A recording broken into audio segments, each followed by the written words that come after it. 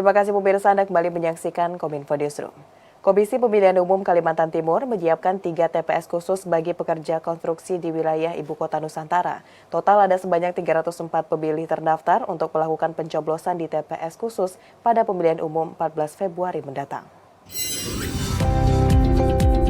Komisi Pemilihan Umum Kalimantan Timur menjamin para pekerja konstruksi di Ibu Kota Nusantara dapat menggunakan hak pilihnya dalam pemilihan umum 14 Februari 2024 dengan menyiapkan 3 tempat pemungutan suara khusus di wilayah IKN. Komisioner KPU Kalimantan Timur Suwardi mengatakan terdapat 304 pemilih terdaftar di 2 TPS khusus yang berada di hunian pekerja konstruksi di IKN dan 1 TPS khusus bagi pekerja di sekitar proyek Jalan Tol Balikpapan IKN. Dia sudah terdaftar di alamatnya mereka masing-masing begitu. Nah, lalu kemudian dengan kebijakan KPU ini dibuat TPS lokasi khusus. Nah, sehingga yang bersangkutan itu nanti akan memberikan suaranya di TPS lokasi khusus. Terkait dengan penggunaan surat suaranya itu akan menyesuaikan dia pindah dari mana. Secara keseluruhan, KPU Kalimantan Timur menyiapkan 70 TPS khusus yang tersebar di 8 kabupaten kota pada pemilu serentak 2024. TPS khusus ini diperuntukkan bagi pemilih yang berada dalam kondisi khusus, seperti TPS khusus di kawasan perusahaan, perguruan tinggi, lembaga pemasyarakatan termasuk TPS khusus IKN. Ketua Komisi Pemilihan Umum Hasyim Asyari mengimbau pemilih yang datang mencoblos ke TPS untuk membuka surat suara sebelum masuk ke bilik suara. Hal ini perlu dilakukan untuk memeriksa surat suara sudah tercoblos atau tidak sebelum digunakan pada pemilihan.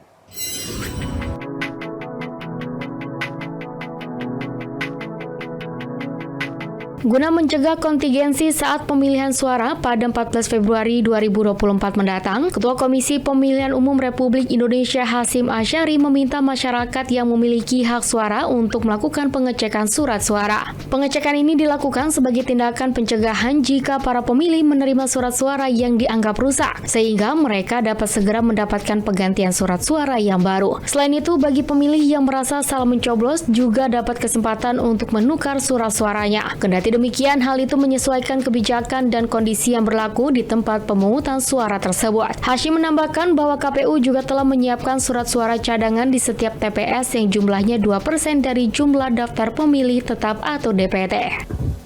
Jumlah surat suara yang disediakan atau diproduksi itu jumlahnya adalah sama dengan jumlah pemilih yang terdaftar di DPT ditambah cadangan 2%. Misalkan simulasinya ya, pemilih di TPS itu adalah 300, memang maksimal 300. Kalau yang terdaftar di DPT 300, maka surat suara yang disediakan adalah 300, ditambah 2% cadangan dari 300 itu. Berarti berapa lembar? 6 lembar. Jadi surat suara di TPS itu adalah jumlahnya 306 lembar. Nah, untuk pemilih DPK, daftar pemilih khusus, itu bisa jadi, kalau yang DPTB kan sudah didaftarkan sejak awal. Sehingga pada hari H itu sudah bisa diprediksi jumlahnya ya. Tapi kehadirannya kan nggak bisa diprediksi. Jadi misalkan di sebuah TPS 300, kemudian DPTB-nya itu ada 10 orang misalkan. Sudah bisa diprediksi by name dan jumlahnya itu berapa, DPT dan DPTB. Tapi kalau DPK itu tidak bisa diprediksi karena apa? Bisa jadi pada hari H pemilih yang belum terdaftar sama sekali itu hadir di TPS. Pemirsa, masyarakat Indonesia diingatkan untuk memahami dengan jelas aturan terkait pemungutan suara. Salah satu aspek yang menjadi sorotan adalah larangan memfoto atau memvideokan surat suara di dalam bilik suara. Hal ini bukan tanpa alasan mengingat maraknya praktik politik uang dan upaya menjaga prinsip asas rahasia dalam pemilihan umum.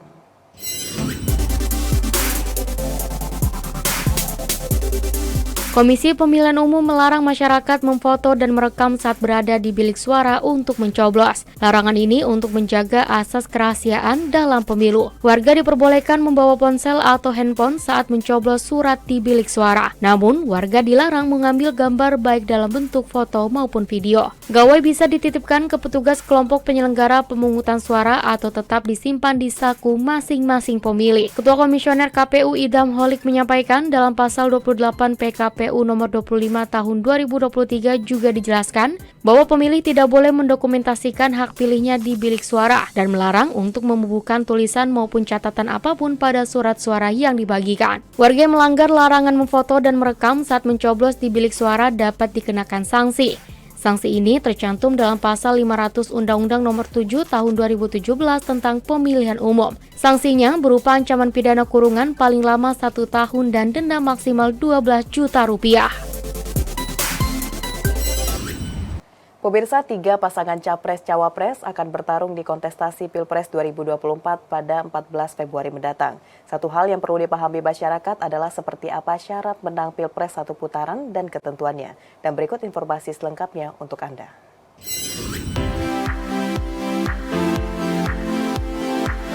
Sehari jelang hari pemungutan suara pada 14 Februari 2024 dalam pemilihan umum Pilpres ada 2 istilah yang cukup dikenal, yakni menang 1 putaran atau masuk putaran kedua.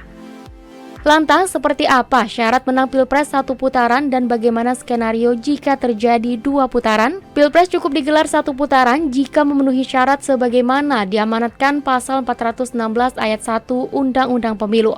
Dalam ayat itu disebutkan pasangan Capres-Cawapres dinyatakan menang 1 putaran apabila mendulang atau memperoleh suara lebih dari 50% dari jumlah suara pemilu dengan sedikitnya 20% suara di setiap provinsi yang tersebar di lebih dari setengah jumlah provinsi di Indonesia. Misalnya, jika pasangan A menang atas pasangan B dan C dengan perolehan suara 52% dan unggul di 25 dari 38 provinsi di Indonesia, maka pasangan A memenuhi syarat untuk memenangkan Pilpres dalam 1 kali putaran. Namun, jika tidak ada pasangan yang memenuhi syarat 50% dengan suara minimal 20% di separuh jumlah provinsi di Indonesia, maka Pilpres akan dilanjutkan ke putaran kedua yang akan dimulai 2 hari setelah rekapitulasi hasil penghitungan suara putaran pertama, yakni 22 Maret 2024. Pasangan yang akan maju ke putaran kedua adalah mereka yang menempati peringkat pertama dan kedua. Sementara itu, untuk pasangan pada peringkat ketiga atau dengan perolehan paling bawah otomatis dinyatakan gugur. Hal ini sebagaimana tertuang dalam pasal 416